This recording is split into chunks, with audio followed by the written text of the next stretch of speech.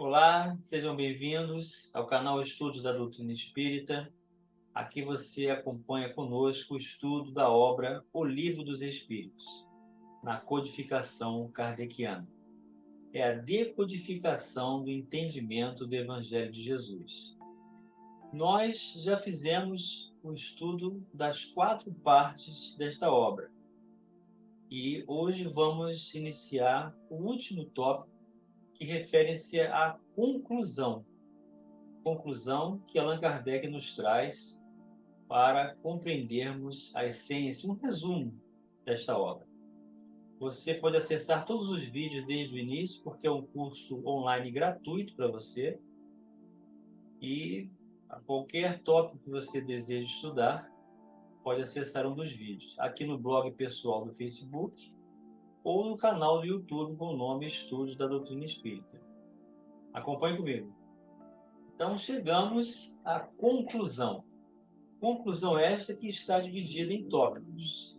Primeiro tópico, Allan Kardec inicia escrevendo: quem, de magnetismo terrestre, apenas conhecesse o brinquedo dos patinhos imantados e, sob a ação do ímã, se movimenta em todas as direções de uma bacia com água, dificilmente poderia compreender que ali está o segredo do mecanismo do universo e da marcha dos mundos.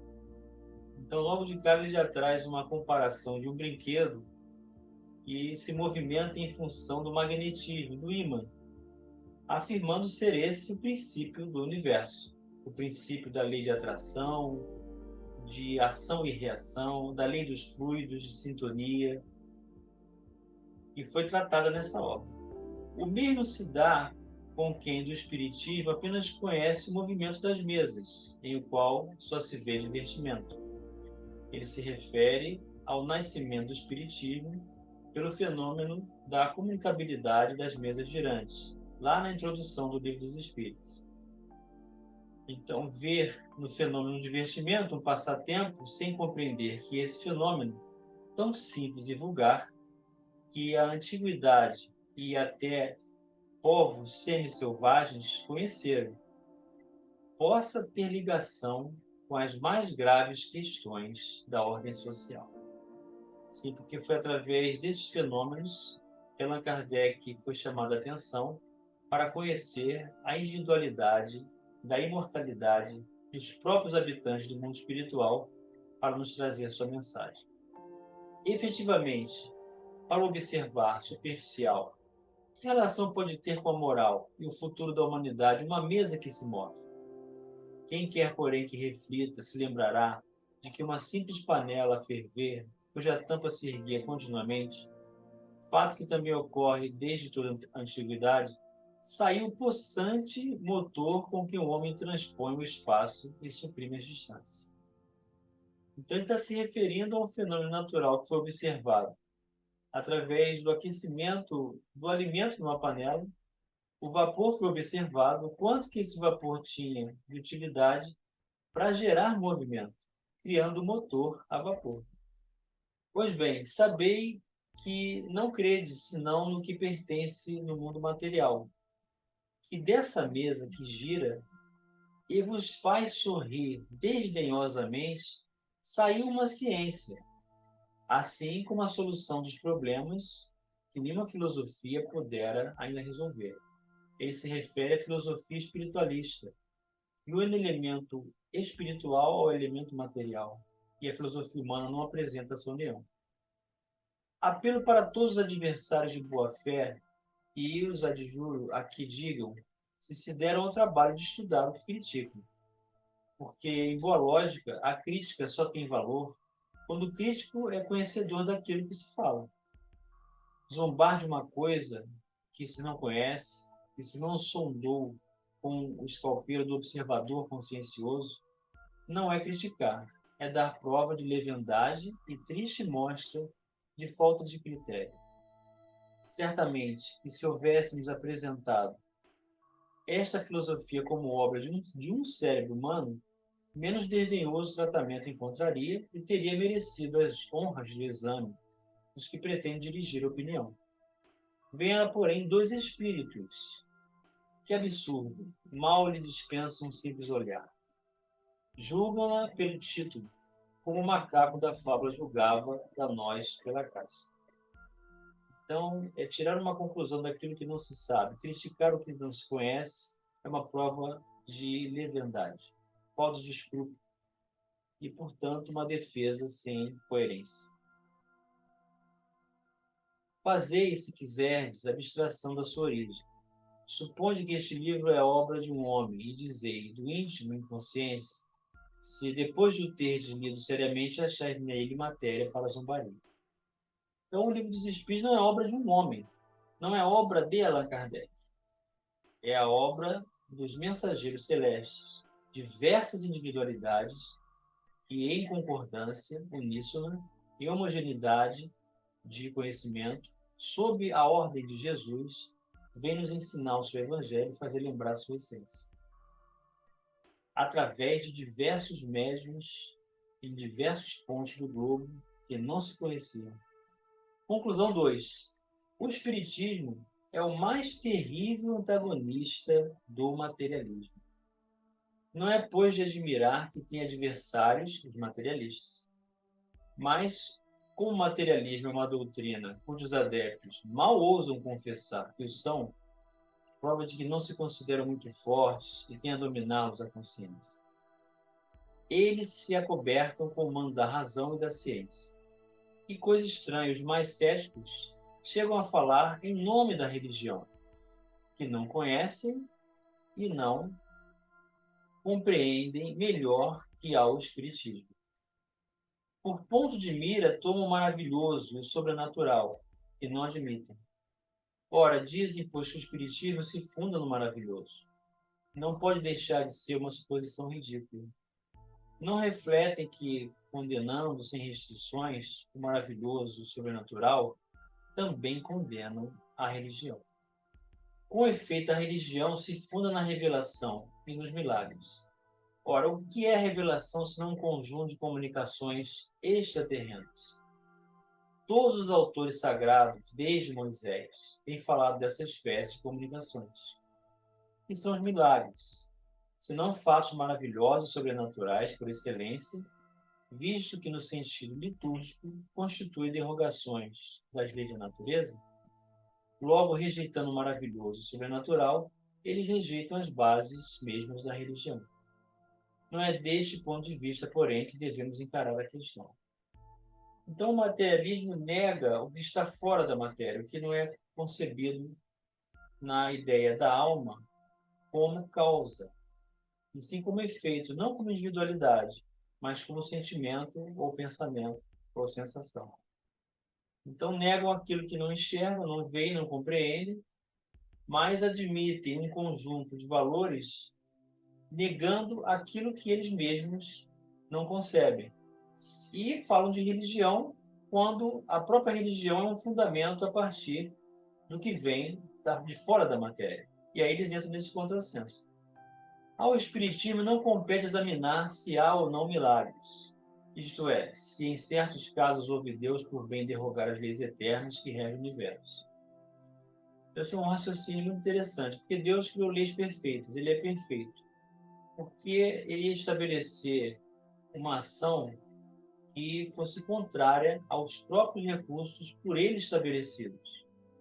Então, não compete ao Espiritismo examinar isso, porque seria abordar a essência de Deus, e nós não temos como julgar isso.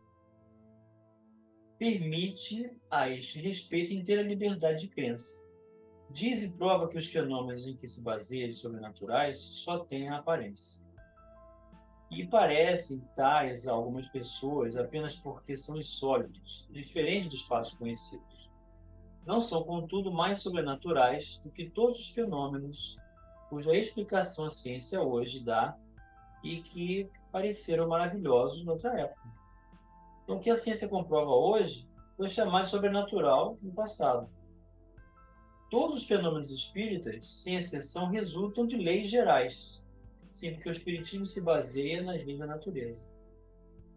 Revelam-nos uma das forças da natureza, força desconhecida, ou por melhor dizer, incompreendida até agora, mas que a observação demonstra estar na ordem das coisas.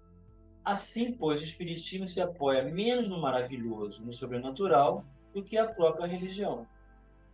Então, a consequência do entendimento das mensagens oferecidas pelos Espíritos nos dão um subsídio de fortalecimento moral muito maior do que ficar discutindo sobre fenômenos.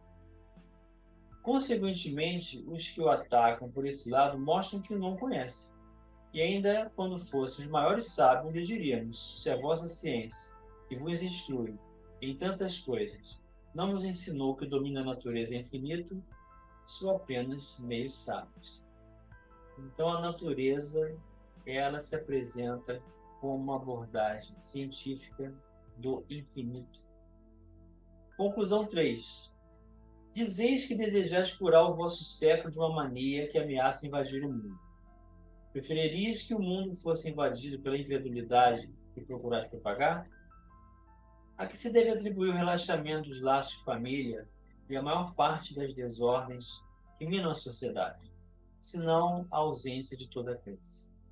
É muito importante a religião em uma família.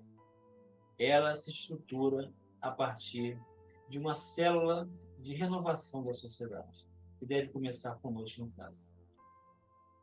Demonstrando a existência e a imortalidade da alma, o Espiritismo reaviva a fé no futuro, levanta os ânimos abatidos, faz suportar com resignação as vicissitudes da vida. Isso o materialismo não oferece. Ousaria chamar a isto um mal? Duas doutrinas se defrontam, uma que nega o futuro, outra que lhe proclama a prova da existência. Então, o materialismo nega o futuro, o Espiritismo prova a existência futura. Uma que nada explica, outra que explica tudo e que por isso mesmo se dirige à razão. Uma que é a sanção do egoísmo, outra que oferece base à justiça, à caridade ou ao amor do próximo.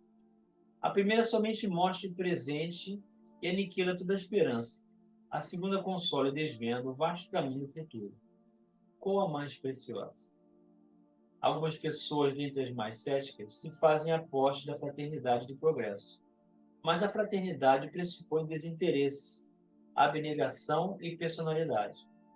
Onde há verdadeira fraternidade, o orgulho é uma anomalia. Com que direito impones um sacrifício àquele a quem dizeis que com a morte tudo se acabará? Que amanhã talvez ele não será mais do que uma velha máquina, desmantelada e atirada ao monturo. Que razões terá ele para impor a si mesmo uma privação qualquer? Não será mais natural que trate de viver melhor possível durante os breves instantes que lhe concedeis? Daí o desejo de possuir muito para melhor gozar. Do desejo nasce a inveja dos que possuem mais, e dessa inveja a vontade de apoderar-se do que a estes pertence, o passo é curto. E ao que detém? A lei? A lei, porém, não abrange todos os casos. Ele se refere à lei humana. Direis que a consciência, o sentimento do dever. Mas em que baseais o sentimento do dever? Terá razão de ser esse sentimento de par com a crença de que tudo se acaba com a vida? Onde essa crença existe? Uma só máxima é racional. Cada um por si, não passando de vãs palavras, as ideias de fraternidade, consciência de dever, de humanidade, mesmo de progresso. Ó vós que proclamais semelhantes doutrinas, não sabeis quão grande é o mal que fazeis à sociedade, nem de quantos crimes assumis a responsabilidade. Para o cético, tal coisa não existe. Só a matéria rende ele homenagem. Então, abordando inicialmente as conclusões do Livro dos Espíritos, realizada por Allan Kardec, nós vamos ver que todo esse conjunto trata-se de uma refutação do próprio Kardec, colocando os ensinamentos dos Espíritos, contrapondo-se a aparente ataque e condições que o materialismo estabelece em perseguição para negar o Espiritismo. Então, o quanto que o Espiritismo consola, o quanto que ele dá sentido à vida, o quanto que ele dá alegria de viver, o quanto que ele nos ensina a sermos pessoas conscientes perante o próprio dever da consciência, mas dentro de uma estrutura de um código moral. Porque não basta ter somente uma ética, uma conduta de valores, sem que haja um referencial, porque esse referencial passa a ser, então, uma estagnação e uma limitação. Assim, a religião nos qualifica. E o Espiritismo vem destruir o materialismo para construir a filosofia espiritualista na vida de todos nós, nos dando, então, todos esses valores de amor, do bem, da justiça, da caridade e da oportunidade de conhecer o Evangelho de Jesus. Um grande abraço e até o próximo vídeo.